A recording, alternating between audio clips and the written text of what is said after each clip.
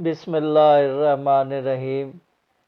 نبی پاک صلی اللہ علیہ وسلم کے نسب مبارک کے حوالے سے بات کر رہے ہیں۔ آج بات کریں گے کسا کے بعد کلاب۔ کساب بیٹا ہے کلاب کا۔ کلاب کا نام حکیم تھا۔ ایک روایت ہے کہ اس کا نام عمرو تھا۔ کلاب بیٹا ہے مرا کا۔ یہ حضرت ابو بکر صدیق کا چھٹی پشت میں دادا ہے اور امام مالک اور حضور صلی اللہ علیہ وسلم کا نسب مرا پر جا کر ان سے مل جاتا ہے۔ کعب۔ مرا بیٹا ہے کعب کا۔ یہ حضرت عمر کا 7ویں پشت میں دادا ہے۔ کعب اپنی قوم کو یوم عروبہ میں جمع کیا کرتا تھا، یعنی یوم رحمت جس کو یوم جمعہ کہتے ہیں۔ کہا جاتا ہے کہ کعب پہلا آدمی ہے جس نے اس دن کا نام یوم جمعہ رکھا، کیونکہ اس دن قریش کے لوگ اس کے پاس جمع ہوا کرتے تھے۔ لیکن حدیث میں ہے کہ زمانہ جاہلیت میں عرب کے لوگ یوم جمعہ کو یوم عروبہ کہا کرتے تھے اور اللہ تعالیٰ کے یہاں اس دن کا نام یوم جمعہ ہے۔ ابن حی کہتے ہیں کہ یوم عروبہ کا نام یوم جمعہ اسلام کے آنے سے پہلے تک نہیں رکھا گیا۔ آج صلی اللہ علیہ وسلم کے متعلق پیش گوئیاں۔ قریش کے لوگ کعب کے پاس جمع ہوتے اور وہ ان کو نصیحت کرتا اور ان کو حضرت صلی اللہ علیہ وسلم کے ظہور کے متعلق یاد دلاتا۔ وہ ان کو بتلاتا کہ حضرت صلی اللہ علیہ وسلم اس کی اولاد میں سے ہوں گے۔ کعب لوگوں کو حکم دیتا کہ آپ صلی اللہ علیہ وسلم کی بعثت و ظہور کے بعد وہ اس کی پیروی کریں۔ وہ کہتا کہ تمہارے لیے ایک عظیم خبر آئے گی اور ایک کریم نبی ظاہر ہوں گے۔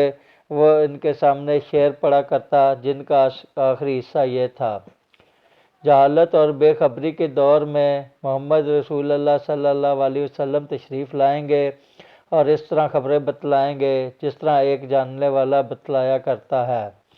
کاش میں ان کی دعاؤں کا اثر اس وقت دیکھنے والوں میں ہوتا جب کہ قبیلہ سچائی کو رسوا کرنے کی کوشش میں ہوتا۔ کعب اور حضرت صلی اللہ علیہ وسلم کے درمیان 560 سال کا فاصلہ ہے۔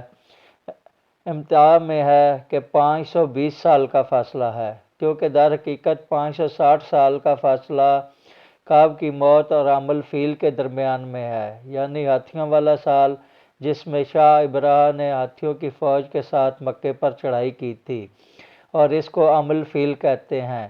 اسی سال اس اہم واقعے کے بعد حضرت صلی اللہ علیہ وسلم کی ولادت باسعادت ہوئی۔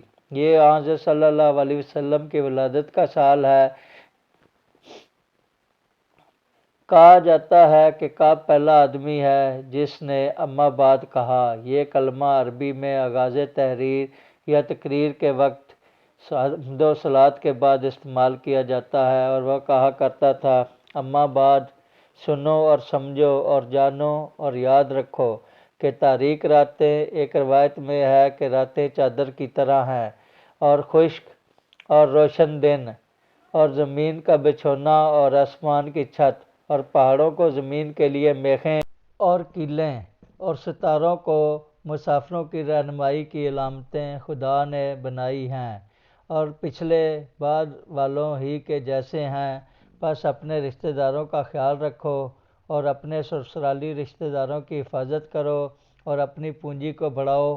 آخرت کا گھر تمہارے سامنے ہے اور خیال اور اندازہ اس کے خلاف ہے جو تم کہتے ہو۔ کعب کی موت سے سن و تاریخ۔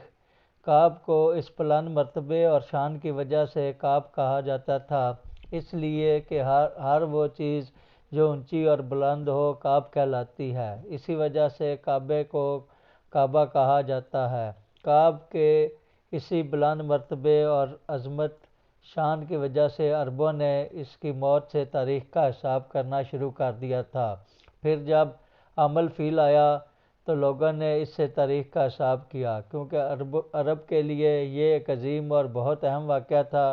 پھر عامل فیل کے بعد عبد المطلب کی موت سے بھی تاریخ جاری کی گئی، کیونکہ عبد المطلب اپنے مرتبے اور عظمت کے لحاظ سے بہت افضل تھے، اس لیے ان کی موت بھی ایک ایسا اہم حادثہ ثابت ہوئی کہ لوگ اس سے اپنے معاملات میں تاریخ کا حساب کرنے لگے۔